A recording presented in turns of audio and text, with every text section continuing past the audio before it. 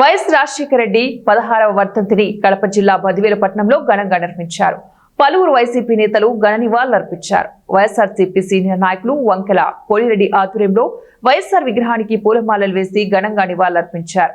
ఈ సందర్భంగా ముఖ్యమంత్రిగా పేదల కోసం అనేక సంక్షేమ కార్యక్రమాలను తీసుకొచ్చి పరిపాలనలో తన మార్పు చూపించిన వైఎస్ఆర్ రాజశేఖర రెడ్డిని కొనియాడారు.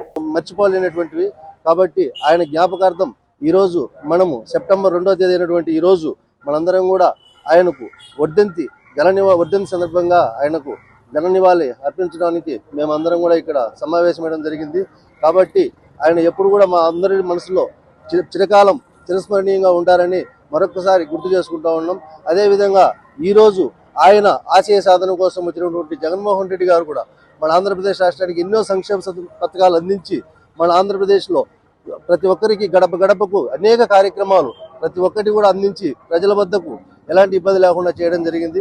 కాబట్టి అందుకు మేము గుర్తుగా ఈరోజు చేసుకుంటున్నాం. ఇప్పుడు వచ్చినటువంటి వాళ్ళు రకరకాలుగా అబద్ధాలు చెప్పినట్టు ఏ ఒక్క సంక్షేమ పథకాలు కూడా సరిగ్గా అమలు చేయకుండా ఎన్నో అబద్ధాలతో అయినారు.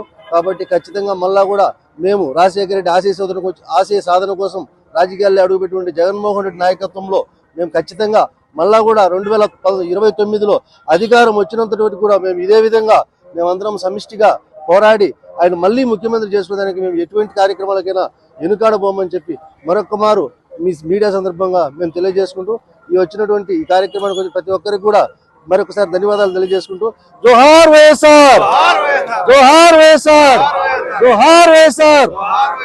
మన రాజశేఖర రెడ్డి గారు ఈ తరంలో ఎవరు కూడా ఆయన మరణించి మన మనుషులు అది తరం పోయినంత వరకు కూడా ఆయన మర్చిపోలేరు. అటువంటి పరిపాలన అందించి ఈ రాష్ట్రాన్ని అంత బాగు చేసినారు. కానీ దురదృష్టవశాత్తు ఆయన అకాల మరణం చెందిండు.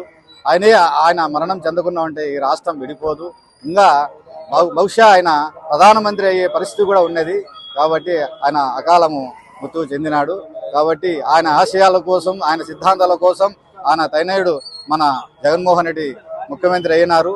సరే దురదృష్టవశాత్తు అన్ని సంక్షేమ పథకాలు జనరంజకంగా పాలించినా కూడా దురదృష్టవశాత్తు మనం పార్టీ ఓడిపోవడం